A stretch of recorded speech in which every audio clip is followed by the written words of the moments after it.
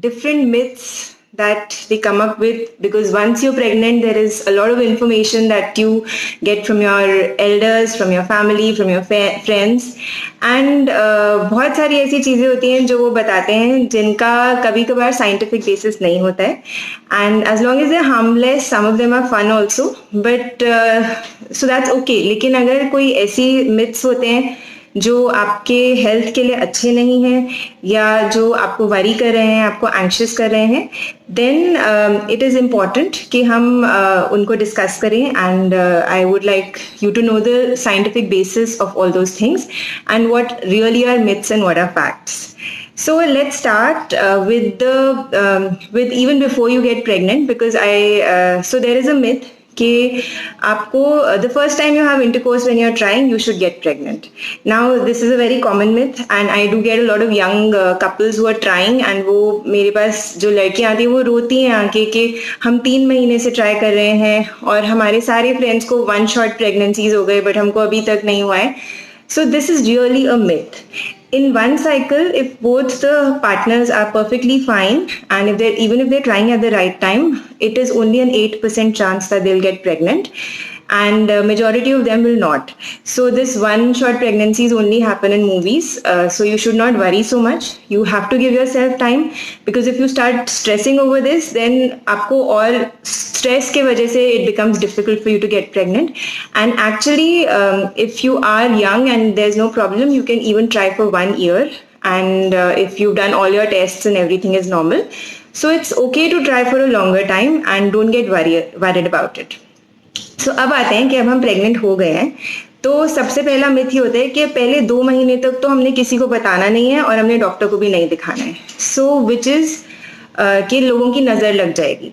Now you have to understand कि first trimester of pregnancy is a little risky, because statistically there is a 25% risk of miscarriage in the first trimester, and it is much less later on. मतलब it's less than 10% later on.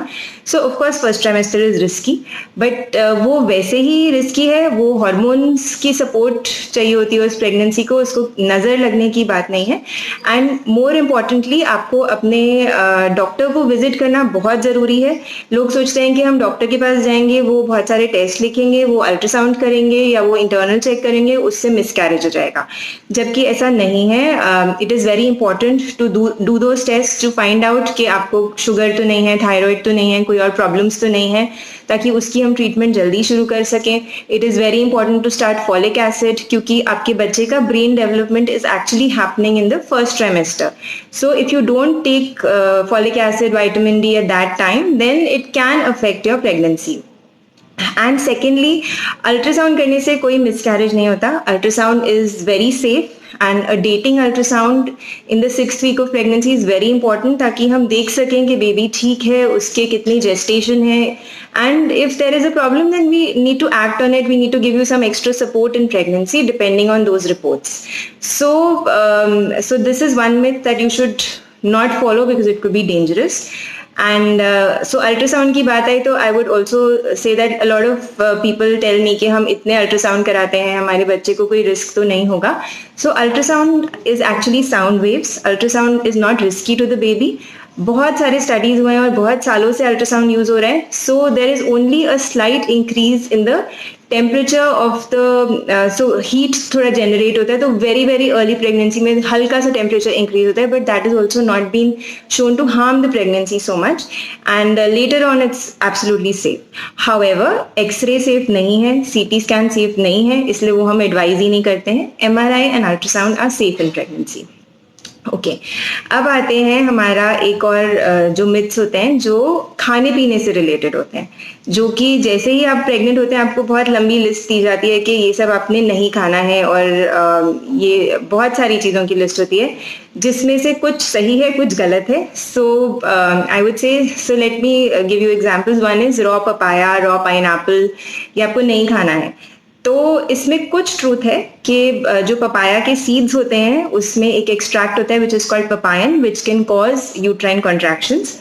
सो हम बोलते हैं कि आप raw papaya first trimester में मत खाइए, बट आप ripe papaya second trimester onwards खा सकते हैं. Some people have constipation in pregnancy and they feel it's relieved only if they have papaya, or they just like papaya so much that they crave for it. So it's okay to have a ripe papaya in after the first trimester. That also, if you're really worried about the people telling you not to have. Second thing is coffee, chai. So caffeine, लोग बोलते हैं कि बिल्कुल भी आपको चाय coffee बंद कर देनी चाहिए जैसे ही आप प्रेग्नेंट होते हैं. There is some truth to it. Caffeine intake अगर ज़्यादा अमाउंट में हो तो it's risky. So we allow you about 200 milligrams of caffeine intake in a day, which means either 1 cup of coffee और 2 cups ऑफ टी. अगर आपको बहुत ज़्यादा क्रेविंग है, अगर आपको बिल्कुल कॉफ़ी या चाय के बिना आपसे रहा नहीं जाता है, तो आप इतनी क्वांटिटी में ले सकते हैं. बट हाँ, excessive caffeine is not very good for the babies health, but this much is allowable. Secondly, junk food. So it's a good habit not to have it, but once in a while, if you're really craving too much, if you feel के क्योंकि first trimester में mood swings भी होते हैं, आप छोटी छोटी बात पे सेंसिटिव हो जाते हो. अगर आपको लगता है कि सब आपको पनिश कर रहे हैं by not letting you have, it's not the case. If you really feel the craving once in a while, it's okay to have, but not on a regular basis because these are not good for your health. So you don't have to take this myth so very seriously to suffer because of it, but it's a good practice. Now एक बहुत common myth होता है कि अब आप pregnant हैं तो you should eat for two, which is I think now a lot of people have been understanding this, that you should not eat for two. You only need 300 extra calories in pregnancy, which is much lesser than the double of your calories. And ये भी आपको ज़्यादातर second half of pregnancy में चाहिए होता है. इन the first 3 months your baby is really small, pregnancy is really small, you don't need any extra food. In the second half of pregnancy, what you need is more of micronutrients, more of minerals, vitamins, more of iron, more of calcium, more of protein. You don't need more of fats, you don't need more of carbohydrates. So you have to double that instead of doubling your fatty food. So this is really a myth that you have to eat for two. पर कई बार हमको लगता है कि people who've been very weight conscious, they feel कि अब हम pregnant हैं, अब हमको कोई dieting नहीं करना, अब हम जो मर्जी खा सकते हैं. That is a wrong notion. You still have to watch what you're eating. You have to keep a watch on your weight also. क्योंकि अगर आप double खाते हैं और आप ज़्यादा weight gain कर लेते हैं तो वो एक प्रॉब्लम बन जाता है. बिकॉज आपका जो वेट गेन है which is obesity in pregnancy is a high risk pregnancy. उससे आपको प्रेगनेंसी कॉम्प्लिकेशंस हो सकते हैं, लाइक शुगर हो सकता है, ब्लड प्रेशर हो सकता है. उससे नॉर्मल डिलीवरी के चांसेस कम हो जाते हैं और उससे आपको भी बहुत डिस्कम्फर्ट होता है. So it is a good idea to eat only the extra protein and extra micronutrients as your doctors advice. फिर एक और मिथ होता है कि एक्सरसाइज से रिलेटेड, कि हमको एक्सरसाइज, अब हम प्रेग्नेंट हैं तो अब हमको बिल्कुल हिलना नहीं है, हमको अपना रूटीन काम भी नहीं करना है, हमको बेड रेस्ट करना है, which is wrong. I think most of the women now know that exercise is important, and first 3 months में हम बोलते हैं कि आप थोड़ा careful रहिए, but actually speaking, frankly speaking, अगर if you're used to doing exercise, if you're used to walks or some heavy exercise, you may not do that heavier sort of exercise, but a moderate level of exercise, of walks, of stretches is safe throughout pregnancy if you have a low risk or an uncomplicated pregnancy. Of course, there are situations in which we tell you to do bed rest, your doctor tells you that it is not safe for you to exercise, but then in those cases you have to follow your doctor's instructions. But in most uncomplicated pregnancies, it is okay to exercise. Exercise is actually beneficial. It helps you in normal delivery, it helps you in checking your weight gain, it prevents gestational diabetes, and it overall leads to a healthier pregnancy. सो ये दूसरा एक question होता है कि travel के related, कि हमको travel करना चाहिए या फ्लाइट लेना चाहिए, तो लोग बोलते हैं कि बिल्कुल भी सेफ नहीं है प्रेगनेंसी में. अब ये वैसे तो एक मिथ है, बट आजकल अब ये फैक्ट बन चुका है because of the corona virus. Otherwise if you travel by train or if you travel by air, it is short flights up to 4 hours are okay, even till the 32nd week or the 34th week of pregnancy. But अभी क्योंकि corona virus है तो I would advise कि आप please इस myth को पूरा fact समझ के लीजिए. Avoid any sort of public travel, avoid travelling as long as possible. But otherwise the pregnancy is not harmed by a travel, and specially अगर आप कार ट्रैवल कर रहे हैं on a smooth road, and if you're going at a right pace, and if it's not a jerky travel, it's okay to travel. अच्छा, एक ये लोगों को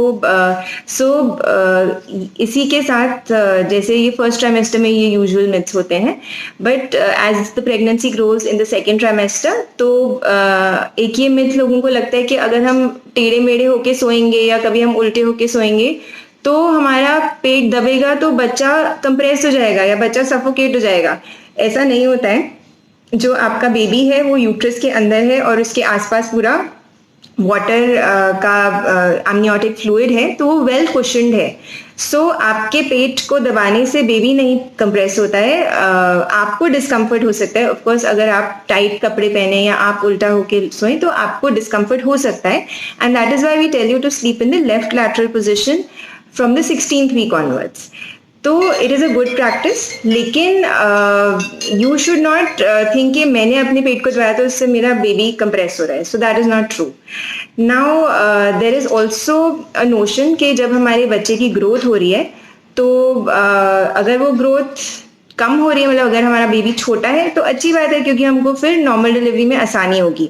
या कुछ लोग सोचते हैं कि अगर जिनका बच्चा थोड़ा बड़ा आ रहा होता है वो सोचते हैं कि वाओ हमारा बच्चा तो अच्छा वजन बढ़ रहा है उसका, ये तो बहुत अच्छी बात है कि बच्चा बड़ा हो रहा है. सो आई वुड से कि दोनों ही चीज़ें actually to a certain extent are not good. So अगर जो आपके बच्चे का फिजिक है that depends on the baby's genetics and on the nutrition it gets. So जो अगर आपका जो आपकी जो आपकी जो फिजिक है, बच्चा भी उसके ऊपर थोड़ा सा डिपेंड करता है. लेकिन अगर बच्चे का हम एक ग्रोथ कर्व बनाते हैं, अगर उसकी उसी ग्रोथ कर्व के अनुसार अगर उसका like the ultrasound is showing the same growth pattern और the same percentile of growth, then that is good. But if the growth is lagging, अगर वो सडनली फॉल होने लग जाती है या फिर वो सडनली इंक्रीज होने लग जाती है, both the things are not good, because if it starts falling, that means the baby is not getting enough nutrition and baby may not be able to take the stress of labor.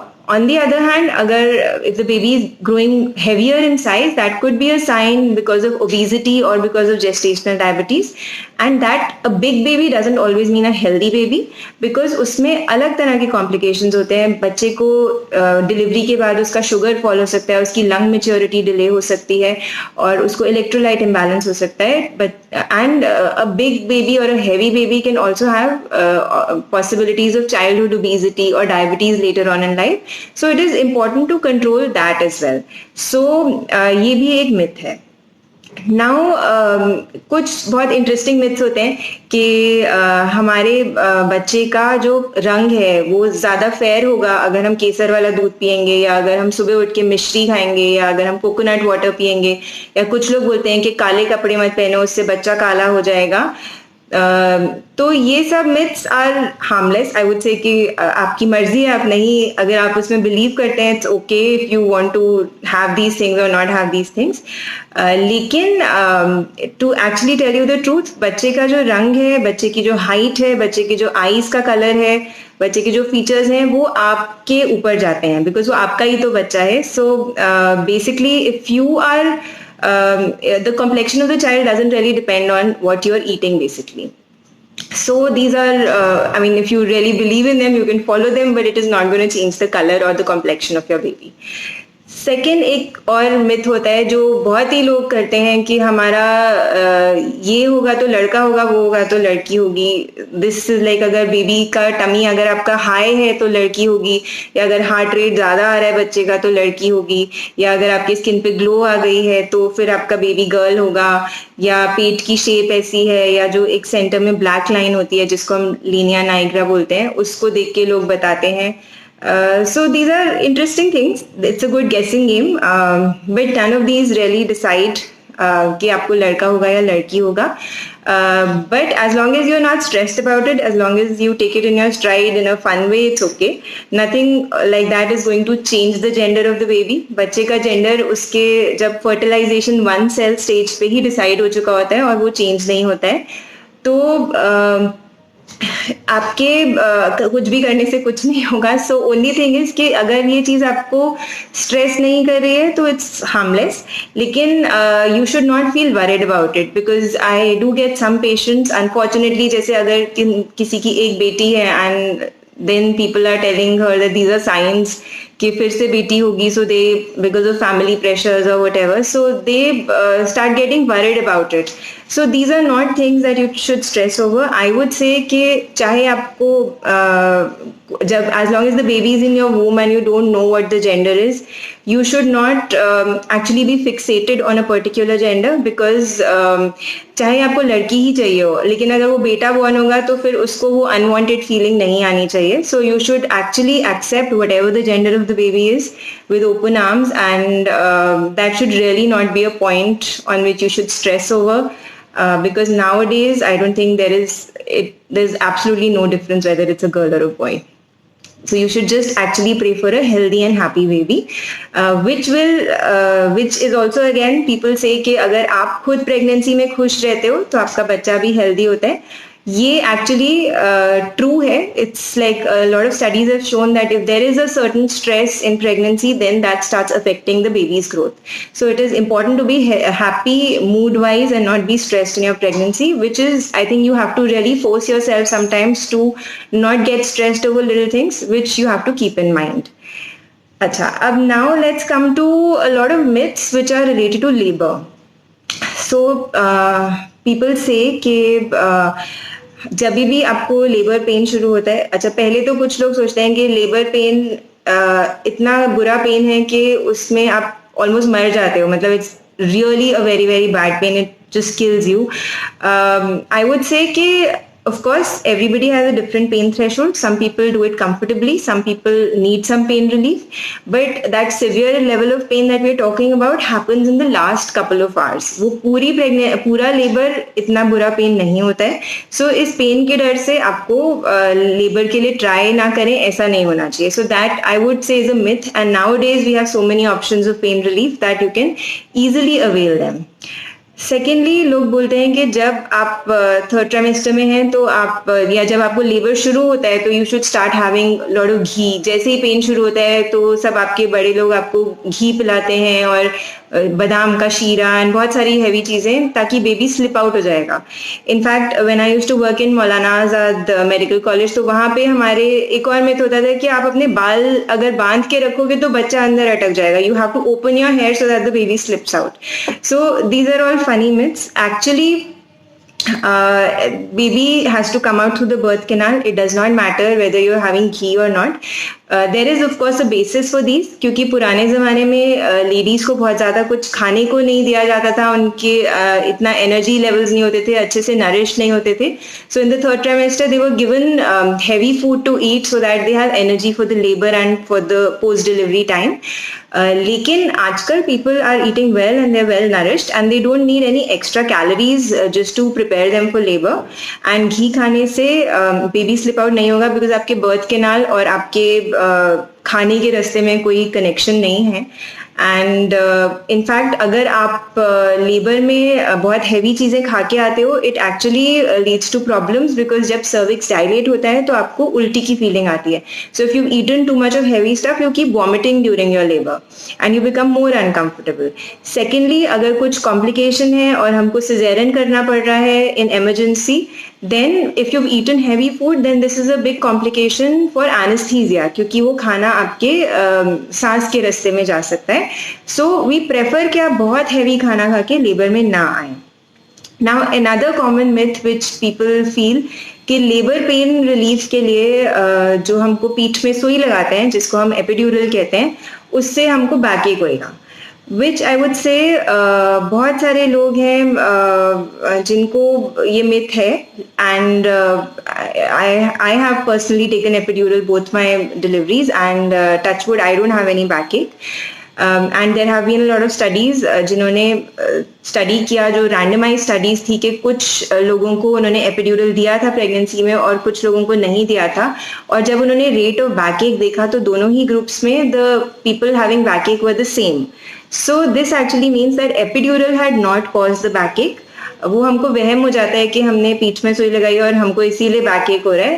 Actually में every pregnant woman after delivery ends up with a backache to a certain extent, क्योंकि हम बच्चे को feed कर रहे होते हैं तो हमारे बॉडी में से कैल्शियम और विटामिन डी निकल रहा होता है. सेकेंडली हम सारा टाइम बैठे रहते हैं फीड करने के लिए, so you don't get 8 hours of sleep, you don't lie down for 8 hours, you are feeding for almost 18, you're sitting basically for 18 to 20 hours in a day. And अगर आपकी बैक वेल सपोर्टेड नहीं है, अगर आपकी feeding position अच्छी नहीं है, तो भी आपको ये बैकएक शुरू हो जाता है. और आप बच्चे का हर काम भी झुक झुक के कर रहे होते हैं, आप उसको झुक के नहलाते हो, नैपी चेंज करते हो, so your back is bearing that brunt of the bending and your posture, and your weight is also more, so all these things they all contribute to your backache. It's not the epidural जिसको आप blame करें. And actually speaking, epidural is such a good pain relief that a lot of people who are scared of normal delivery because of the pain, when they take an epidural, it works like magic, and they have a normal delivery just because they took an epidural, जो कि otherwise शायद वो pain नहीं सह पाते. So that's why I would say epidural the epidural causing backache is actually a myth. Now there are some other myths also, like you should not have intercourse when you're pregnant, which is also a myth. It is okay if you have an uncomplicated pregnancy, you can have intercourse. We would of course, if there's any bleeding and all, then we tell you not to, but otherwise it's okay to have, and towards the end it actually helps in stimulating labor also.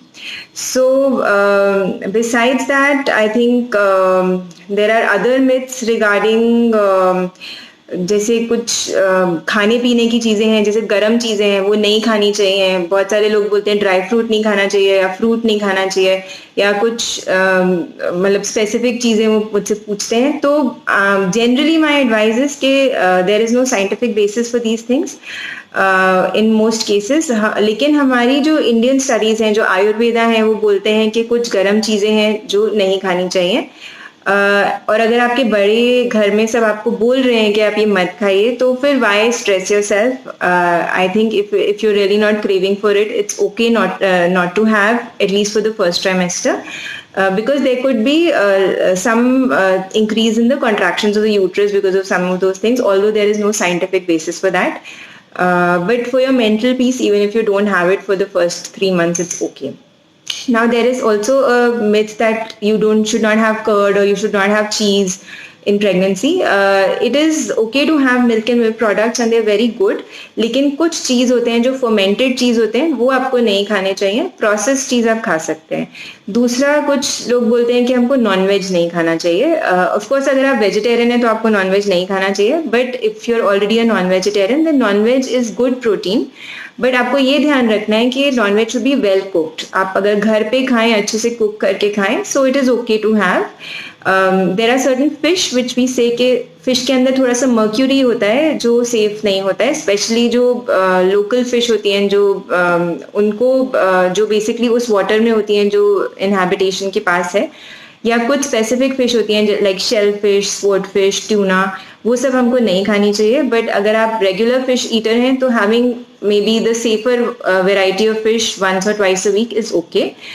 Eggs also you can have, उसमें भी कोई problem नहीं है. And I mean, I can't think of any other foods which people ask, and if there are any questions, you can keep typing them and I'll be answering them as and when we talk. Besides this, I think more or less most of the myths are हाँ, अच्छा, कुछ myths होते हैं जो हमारे delivery के बाद होते हैं कि 6 हफ्ते तक हमको घर से नहीं निकलना है, हमको सर पे कपड़ा रखना है, हमको किसी से मिलना नहीं है, और हमको बिस्तर से भी नहीं उठना है, हमको नहाना नहीं है, हमको सर नहीं धोना है. ये बहुत सारे myths होते हैं जो डिलीवरी के बाद लोगों को बोले जाता है.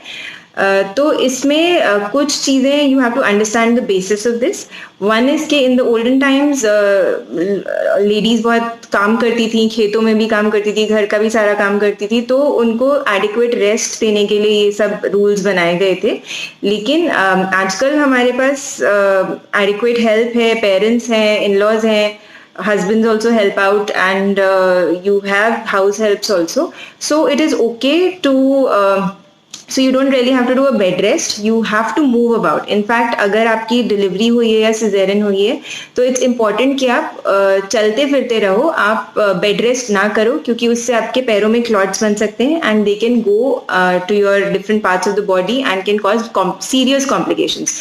सो you should not do a bed rest. Second thing, लोग आपको बोलते हैं कि सर ढक के रहो, ज़्यादा लोगों से मिलो नहीं. ये इसलिए होता है क्योंकि your immunity is a little lower after delivery. तो अगर आपको कुछ भी इन्फेक्शन होगा तो आप अपने बच्चे को भी दे सकते हो और आपको भी वो थोड़ा सिवियर फॉर्म में हो सकता है. So it is a good idea to be careful about these thing, and specially now in the case of corona virus. Anyways we don't have too many visitors, so that is not too much of a concern. But as long as you're careful, it's okay to go out to your balcony to walk around, and there's no problem with that. Secondly, लोग कुछ delivery के बाद specially अगर stitches आए होते हैं तो दूध नहीं पीने देते या ज़्यादा पानी नहीं पीने देते कि उससे पेट फूल जाएगा, which is not true. If you have milk, if you have protein, if you have non-veg, it helps in faster healing of your wound. So आपको पूरा खाना खाना होता है. ऐसा नहीं है कि आपको सिजेरियन हुआ है तो आप पूरे 2 हफ्ते तक दलिया खिचड़ी ही खाओगे. You can eat every normal kind of food. In fact a good nourishment actually आपको जल्दी रिकवर करने में हेल्प करेगा. लेकिन हाँ, ऑफकोर्स बहुत ज़्यादा हैवी चीज़ें लाइक लड्डू एंड पिन्नी वो आप थोड़ा सा टाइम के बाद शुरू कर सकते हो, as and when you think you can digest it well. लेकिन पानी पीना बहुत ज़रूरी है, क्योंकि आपको जो आप ब्रेस्ट फीड करते हो उसमें मेजॉरिटी पानी ही होता है मिल्क में. तो अगर आप पानी नहीं पियोगे तो आपका ब्रेस्ट मिल्क अच्छा नहीं आएगा, एंड प्लस आपको कॉन्स्टिपेशन भी हो सकती है, because a lot of women they start getting piles और fissures after delivery. So it is important to have at least 3 to 4 liters of water after delivery. उससे पेट नहीं फूलता है. ऑफकोर्स आप सिप्स करके पीजिए, बहुत एकदम से बहुत ज़्यादा पानी मत पीजिए, because your stomach is a little sensitive, you feel a little bloated, but it is not harmful in any way. दूसरा एक चीज़ लोग बोलते हैं कि बहुत सारी चीज़ें खाने को मना करते हैं क्योंकि उससे बच्चे को लूज मोशन हो जाएंगे, या क्योंकि आप, बट एक्चुअली स्पीकिंग आपके खाने के रास्ते में और आपके ब्रेस्ट मिल्क में कोई कनेक्शन नहीं है. अगेन, तो आप जो खाते हो वो ज़्यादा हद तक मतलब उसमें से that food does not really reach the baby. The milk production is a separate passage. लेकिन of course we tell you not to eat heavy food because your stomach is sensitive. आपको डिस्कम्फर्ट होगा वो खाने से, तो इसलिए आपको मना किया जाता है. But it will not cause any diarrhoea और कॉन्स्टिपेशन इन योर बेबी और stomach ache in your baby if you have eaten something. So you should not feel guilty about it. Second thing is that हम कई बार ये भी बोलते हैं कि जैसे आफ्टर सिजेरियन आपको डॉक्टर के पास नहीं जाना या घर से ही नहीं निकलना 40 days तक. बट इस केस में बहुत सारे ऐसे भी केसेस हो जाते हैं, जैसे आई हैड कई बार लोगों को ब्रेस्ट एब्सेस हो जाती है, तो आपको घर से बाहर नहीं निकलने दिया जाता और वो ब्रेस्ट एब्सेस बढ़ के इन्फेक्शन हो सकती है और फिर उसमें फिर हमको सर्जिकल प्रोसीजर करना पड़ जाता है. तो ऐसे केसेस में इट इज़ वेरी इंपॉर्टेंट कि आप अपने डॉक्टर से टच में रहें. अगर आपको कुछ भी प्रॉब्लम है तो please come and meet them, because बहुत सारी प्रॉब्लम्स डिलीवरी के बाद आती हैं जो हम जल्दी पकड़ें तो इम्पॉर्टेंट होता है. तो इस चीज़ को वहम बना के कि आपको घर से नहीं निकलना है, you should not be sitting at home after delivery if you are facing any problems. And more than this, I think